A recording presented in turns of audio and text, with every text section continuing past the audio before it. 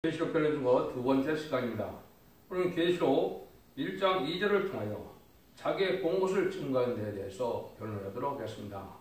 사도 요한은 하나님의 특별한 사명을 받아서 진리의 대표가 되므로 주님에 대한 것을 아는 것을 증거하는데요. 그 증거한 것이 이제 세 가지로 구분이 되어집니다. 자기의 본 것을 증거하고 이제 있는 일을 증거하고 장차 될 일을 증거하게 되었는데요. 한번 보시면 요한은 하나님의 말씀과 예수 그리스도의 증거 곧 자기의 본 것을 다 증거하였느니라. 이런 것을 보고 증거한 진리가 완전한 속죄와 이제 구원의 영생의 구원의 완성을 이제 보여줬는데요. 이것은 큰 의미가 있죠. 우리가 예수님을 어떻게 믿어야 하느냐, 이걸 우리가 잘 알아야 된다 이 말입니다. 첫 번째는 그리스도는 완전한 신으로 세상에 왔다는 것을 말씀한 것이죠. 신성이 있어야 된다. 마태복음 1장 18절에 성령으로 잉태했다고 그랬죠. 그래서 이사 7장 10절에 성령으로 잉태하리라는 그 말씀대로 응해서 메시아는 성령으로 잉태해서 어린 아이로 와야만 이것은 성경으로는 메시아가 맞는 것이죠. 이걸 이제 정확히 증거했다. 그래서 인성을 가진 인간으로서는 도저히 할 수 없는 일을 행하시는 것을 친히 봤는데 신성을 가진 완전한 증거라는 것이죠. 하나님의 아들이라는 또한 증거가 된다. 이렇게 볼 수가 있죠. 두 번째는 이제 인성을 나타낸 것을 친히 봤는데요. 인성은 이제 예수님도 몸과 피와 살이 있음을 알게 되는데요. 요한일서 5장 1장 6절에는 물과 피로 임한 분이다 이렇게 말씀했거든요. 이게 무슨 말이냐면 예수님이 잉태는 성령으로 되었지만은 이제는 그 예수님이 말의 태 속에서 인간의 음식물을 먹고 자란 분이 아니라는 것이죠. 하늘로부터 물과 피가 공급되어서 하늘 영광으로 자라났다 이 말입니다. 물론 태어나서야 이 세상에 물질을 먹고 사셨지만은 태어나서 어린아이 때는 하늘로부터 공급되는 것을 먹었다. 이걸 말씀하신 거거든요. 요한은 친히 예수님 몸을 만져도 보았고 항상 침식을 같이 한 사람으로서 사람과 똑같은 인성이 있다는 걸 증거했습니다. 그래서 예수님은 이제 이 땅에 화목제물로 오셨다는 걸 다음에 증거한 것이죠. 요한일서 2장 1에 그랬죠. 세 번째는 이제 완전히 승리를 이루었다. 요한복음 19장 30절에 보면 예수님이 십자가에서 가상칠언을 하시면서 돌아가셨을 때 구원을 다 이뤘다고 선포했죠. 이걸 유일하게 12사도 중에 이제 목격한 것은 바로 사도 요한밖에 없죠. 그래서 이것을 증거한 것이 됩니다. 그래서 은혜 시대의 복음에는 이제는 예언서가 성취되는 부분이 아주 적죠. 여러분이 잘 아시지만은 몇 군데만 이제 증거를 한다면 벌써 이사 7장 천주가 잉태 아들을 낳으리니 그 이름을 임마누엘 하리라. 이것이 이제 마태복음 1장에서 성취가 된 것이죠. 태어날 장소도 미가서 5장 1절에 베들레헴에서 태어날 것을 말씀했죠. 또 이사야 9장 1절과 1에서는 갈릴리에서부터 빛이 나와 이방의 빛이 된다는 것입니다. 이거는 이제 그리스도의 천국 복음이 이방 갈릴리인 벳세다 동네에서 12사도를 택함으로 거기부터 이제 이런 천국 복음의 생명의 빛이 전해지게 됐다. 이것이 또한 중요한 또 이언이 되죠. 이사 30장 3절에서는 광야에서 예천자의 소리로 제3의 소식이 시작되는 것을 말씀했는데요. 예수님이 오시기 전에 이런 침례 요한을 통하여 예수님이 오실 것을 예비하는 징조가 나타나는 것인데 이사 4장 3절에 그 말씀이 오겠다 이 말입니다. 42장 1절에서 4절에는 네 아들의 교훈이 공의를 이루는데 세계에서 사람들이 악망을 한다. 그리스도의 교훈, 예수님이 살아계신 하나님의 아들이요 구세주고 메시아로서 이 땅에 오신 것으로 천국 복음을 전하게 되는데 그 복음은 온 세상 사람들이 다 믿게 된다 이 말이죠. 그래서 이 세가 지난 이후에 이 시대에 모든 사람들이 그리스도의 복음의 빛을 받아들이는 그런 일이 이루어진 것이다 이렇게 볼 수 있죠. 이사야 시편 34편 20절에는 그 모든 뼈를 보호하시며 그 중에 하나도 꺾이지 아니하도다. 그래서 예수님 십자가 되실 때 뼈는 상하지 않고 들어가신 것을 우리가 알 수가 있고요. 스가랴 7장 10절에는 찌른 자들이 보고 애통한다고 했는데 요한복음 19장 30절에 그렇게 응했죠. 이사 53장 9절에는 부자의 무덤에 장설거리를 말씀했죠. 그래서 아리마대 요셉의 무덤에 대장 부자 아니면 요셉의 무덤에 장설드리는 것으로 예언이 성취됐죠. 시편 16장 10절에 부활 승천을 말씀했는데 그 말씀대로 부활 승천했죠. 또 이제 예수님이 오셔서 요한서 2장 28절에 성신강림을 말씀했는데 요한서 2장 28절에 성신강림이 보순절의 타락방에서 실제 응하는 역사가 있었죠. 스가랴 9장 9절에서는 예수님이 낙이 타고 예수님이 올라갈 것을 말씀했는데 이게 요한복음 12장 12절에 보면 실제로 예수님이 낙이 타고 예루살렘에 입성했다는 사실이 있죠. 스가랴 11장 12절에 은삼시에 팔릴 것을 말씀했는데 실제 가론유대에서 은삼시에 예수님이 팔린 사실도 응하게 됐죠. 근데 아까도 말씀드린 것처럼 요한일서 5장 1장 5절 6절에는 이제 5장 6절에는 물과 피로 임한 자라고 했는데 그리스도는 물과 피로 임해서 하늘께 영이 공급돼서 살아난 신분이다. 이거를 증거한 거거든요. 그래서 요한복음 19장 30절에는 신포도를 마신 후에 가라사대 다 이뤘다 하시고 머리를 숙이시고 영원히 돌아갔습니다. 이렇게 얘기했죠. 그래서 요한일서 3장 5절에는 그가 우리 죄를 없이 하라고 가르쳐진 것은 너희가 하나니까 그에게는 죄가 없느니라. 이렇게 이제 말씀하셨죠. 이래서 이제 예수님이 오신 것을 잘 체계 있게 진리대로 증거한 것이 또한 사도 요한이다. 사도 요한은 어느 사도보다도 어느 성경저자보다도 이제는 깊은 연결 속에서 진리의 대표를 할 수 있는 그런 위치에 있어서 요한복음이나 계시록이나 다 권위가 있죠. 진리의 권위가 있고 다른 진리의 권위가 있는 이런 놀라운 일을 우리가 한 것을 볼 수가 있죠.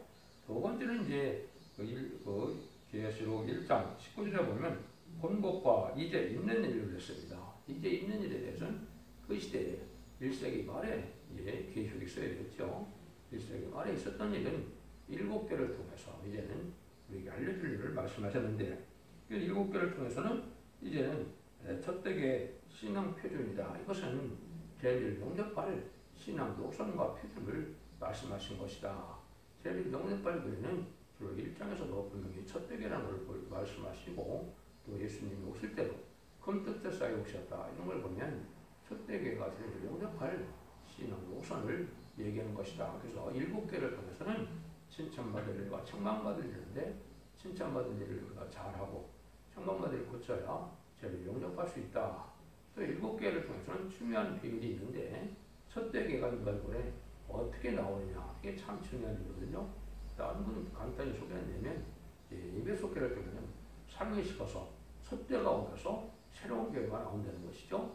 그런데 이 두 번째 이제 서문학교를 통해서는 환랑궁핍이 몸으로 충성과 주의해서 면류관을 받을 종이 예비될 것을 얘기한 것이죠. 이래서 이제 나오는 것이 필라델피아가 하늘문이 열리는 교회인데 면류관을 받는 교회죠. 이것이 이제 첫대 교회다. 이렇게 보시면 됩니다. 그래서 열류문이는 필라델피아 같은 첫대 교회에서 우리가 예배를 보고 거기에 순종하야만 완전변의 역사로 원죄자 문제를 받고 입맞은 돼서 평생을 이러한 사명자가 되고 또 연료관을 받을 자들이 된다. 이거는 명백한 사실이거든요. 이것을 아는 것이 중요하다 이 말이죠.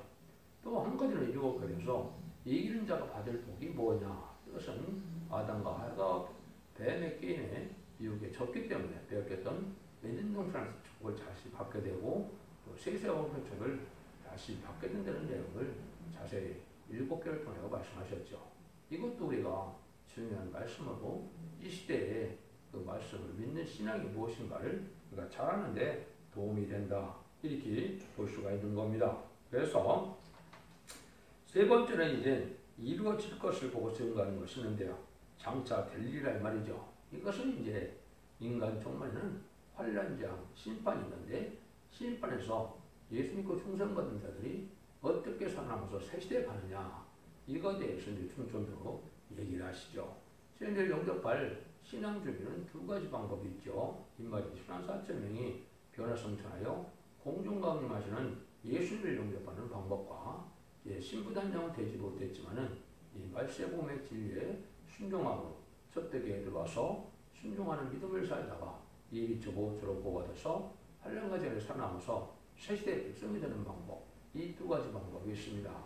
이거를 이제 장체될 일로 계시록을 증거해서 오기에 구원을 받는 비밀을 말씀하신 것이죠.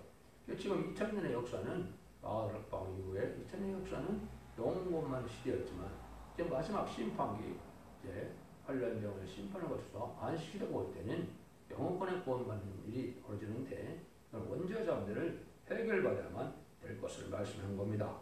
그러면 환란재앙에서 중생받은 하나님의 백성들이 어떻게 구원받느냐, 이 내용이 이제 추가되는데 변화 승천하는 변화 성도가 나오고 예비처로 보호받는 백성이 나온 것을 중점적으로 얘기를 했는데요. 첫 번째는 그 일에서는 결국 10장 10절에 다시엔의 대표가 나온다 이 말입니다. 이것이 참 중요한 일인데요. 이 중요성을 인식하는 기독교인이 거의 없다 해도 지금 과언이 아니죠. 이것은 하나님께서 예언서 계시록을 다시 말해서 이 시대에 맞게 하면 뜻을 이룰 수 있는 심판의 기준이 되는 완전히 변론의 역사가 있고 난 다음에 사랑의 변론의 경고를 해서 그 변론들을 심판하고 그 변론대로 구원하고 변론대로 구원을 받게 되고 복을 받게 될 것을 말씀하셨는데 이 시대적인 마지막 설명을 알지 못하는 것은 참으로 이 시대에 흑암에 빠진 거다 볼 수가 있는 겁니다. 왜 그러냐면 재림들을 영접할 수 있는 그 유일한 방법은 시인판에 단체를 지은 이종의 청량의 역사로만 가능하게 되는 것이 하나님의 방법이거든요. 이것을 우리가 성경대로 뜻깊이 응하고 이루어지는 것을 잘 깨달아야 될 때가 오는데 이걸 염두에 두는 종들이 잘 없는 때다. 그래서 그것을 이제는 그렇게 연했죠. 작은 척을 꿀같이 먹고 다시 연하게 된다. 계시록 10장 11절에서 11절, 10절에서 11절을 말씀했는데 이것이 이제 바로 뭐냐, 이제 작은 척은 계시록을 뗐던 것이고 이걸 잘 먹고 소화시켜서 이걸 다시 연해서 모든 사람을 깨닫게 한다는 말이죠. 그런데 이제 중요한 사실은 계시록을 증거하는데 계시록 비밀을 증거할 수 있는 것이 아니고 모든 예언서의 비밀을 알아야 계시록을 바로 증거할 수 있다는 사실입니다. 그것이 계시록 10장 7절에 일곱째 전서가 소리난 날 나팔을 불게 될 때 하나님의 비밀이 그중 선지자들에게 전하신 모든 것이 이루라고 그랬죠. 그래서 모든 선지자의 비밀을 알아야만 계시록을 바로 이제 전할 수 있고 또 계시록을 바로 알아야만 또 선지서의 내용을 비밀을 잘 깨달을 수가 있다 이 말입니다. 그래서 여기의 시대는 그리스도의 비밀을 전하는 일이었지만 환란 시대에 오는 심판기에는 하나님의 비밀을 전하는 것인데 하나님의 비밀은 죽지 않고 세세하고 조용한 별성전하여 에덴 동안의 축복을 받게 되는 것을 뜻한 거거든요. 그리스도의 비밀은 예수를 그대로 영접해야만 종생받고 천국 백성이 된다는 영원의 비밀을 말씀하신 것이다. 이렇게 구분할 수가 있는 겁니다. 그 말씀을 이제 계시록 11장 1절에는 지팡이 같은 갈대로 청량한다 그랬죠. 이것이 이제 중요한 의미를 갖고 있는 겁니다. 그것은 하나님께서 어느 특정 재단, 특정 교회, 특정 어떤 종의 어떤 기준으로 이것을 심판의 기준을 삼느냐 이게 중요하겠죠. 그래서 이것은 하나님이 세계의 사명자로서 하나님 완전 운영으로 하나님이 깨닫게 해서 성실의 능력으로 신부의 장을 가진 종이다. 그거를 이제 계시록 20장 17절에서는 성령과 신부가 하신 말씀으로 증거한다 그랬죠. 이거는 신부장을 가진 종이 성실의 능력으로 증거하는 것인데 이 말씀을 가감하면 세시의 축복을 받지 못한다는 것이 하나님의 엄중한 경고의 말씀입니다. 그 말씀을 전할 수 있는 종을 이제 많은 곳에 이언이 되어 있죠. 스가랴 6장 16절에서는 목줄이라고 했고 스가랴 2장 7절 4절에는 청량줄이라고 했고 스가랴 4장 10절에서는 다림줄이라고 했고 아모스 7장 7절 8절에서 다림줄이라고 했죠. 이 다림줄은 인간 종말의 전성경의 마지막 사랑의 변론의 공로서 심판의 기준이 되는 예언서 계시록의 뜻을 하나님의 뜻에 맞게 전하는 종의 역사를 뜻했거든요. 이게 이제 실용적으로 인간 종말의 역사다. 이렇게 깨달으시면 정확히 되는 것인 겁니다. 그 진리를 믿고 순종해야만 환난 가운데서 보호를 받게 되고 죽지 않을 몸이 변화되는 이런 은혜를 받게 되는 사실이 중요한 것이죠. 근데 모든 예언서는 이제 심판의 환란이 북방에서 오게 된다. 이거는 공산당 세력이 무엇을 유론해 마귀적인 공산당 세력이 북방에서 일어나게 되고 북방은 심판의 도구가 돼서 환란을 이겨서 합당치 않은 데를 멸망케 되고 그 북방들이 완전히 멸망한 것이 아마겟돈 전쟁으로 아마겟돈 전쟁이 끝나야 세상 심판이 끝나는 것이고 그날에 공산당이 다 없어지는 날이다. 이렇게 보시면 되죠. 이런 내용들을 이제 계시록에서 장차 될 일로 이제는 기록한 것입니다. 이 비밀을 알지 못하고는 세시를 가지 못하고 이 비밀을 알지 못하면 재림을 영접할 수 없다는 이 엄중한 예언의 법인데 이걸 또 기독교에서 잘 알지 못하는 그런 때가 지금 흑암의 시대다. 이렇게 볼 수 있는 것이죠. 여러분들이 이제 지금 시작되는 이 계시록을 한 30번에 거쳐서 22장까지 자세히 변론하게 되는데요.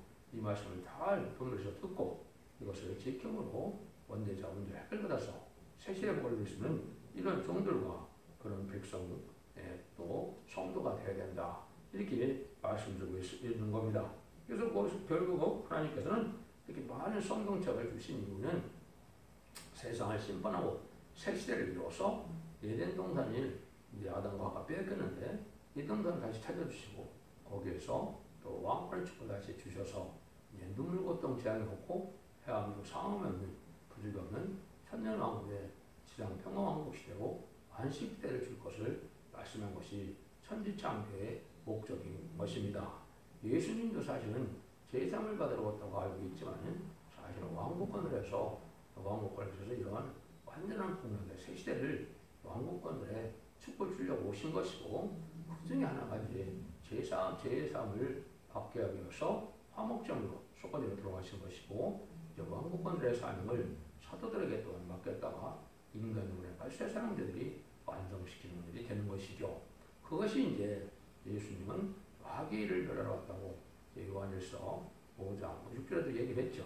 이것은 이제 바로 마귀를 멸하는 일이 세상에서 이제 심판하는 역사로 나타나는데 그 일들이 이제 인간으로 마지막 한 일에 동안에 이루어지는 일이다. 이렇게 볼 수가 있는 겁니다. 그래서 이제 성경상으로는 중요한 의미가 세 가지 특별한 이제 대표적인 사명자가 있습니다. 그래서 다시 한번 대표가 나오게 된다는 것을 지금 말씀드렸고 진리의 대표는 이제 지금까지 진리를 증거했지만 사도 요한만큼 엄중하고 권위 있는 진리를 증거한 분이 없거든요. 그래서 진리의 대표는 사도 요한이다. 그 다음에는 이사야 40장 9절에 보면 아름다운 수를 전하는 사명자가 있다. 이렇게 표현되는데 이것은 이제 말씀의 복음이 죽지 않고 쇠퇴하고 주저가 표정치 않은 영원한 복음, 아름다운 시대에 이제 아름다운 소식에 새 시대의 이를 복음을 말씀의 복음이라고 하는데 그 진리를 전하자는 종이 있다. 이렇게 볼 수가 있는 겁니다. 그래서 이런 식으로 해서 이제 계시록에는 이 말씀을 잘 증거해서 판단을 얘기하는데 계시록에는 3대 세 가지의 증거가 숨겨져 있는 겁니다. 첫 번째는 예수님의 증거는 부활하신 주님이 이제 증거했는데 이후에 마땅히 될 일로서 세상을 심판하고 구원하는 역사를 예수님이 간단히 증거하고 부활승천하셨죠.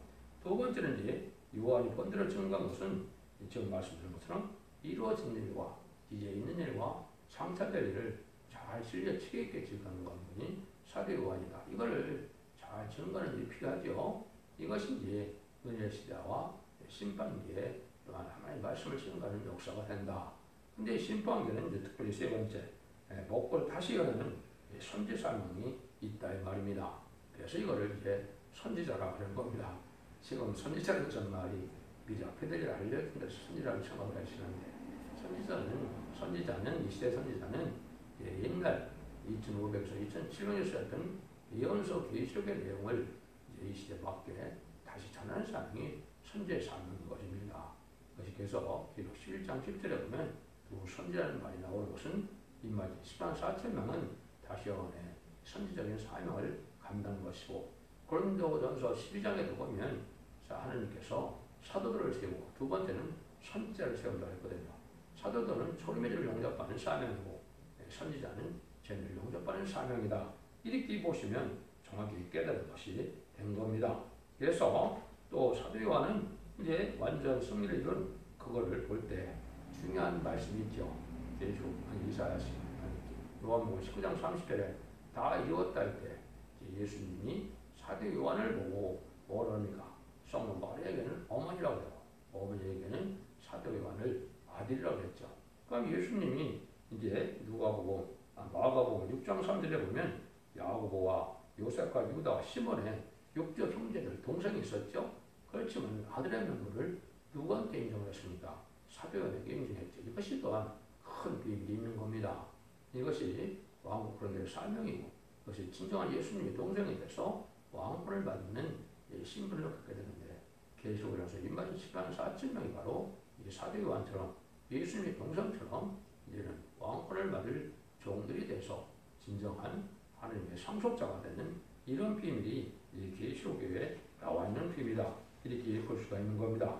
여러분들이 이 틀을 잘 분별해서 이 말씀을 믿고 순종하고 이제는 자손만대 축복을 누리는 복된 종들과 성도님 다 되시기를 예수님으로 간절히 축원드립니다. 아멘.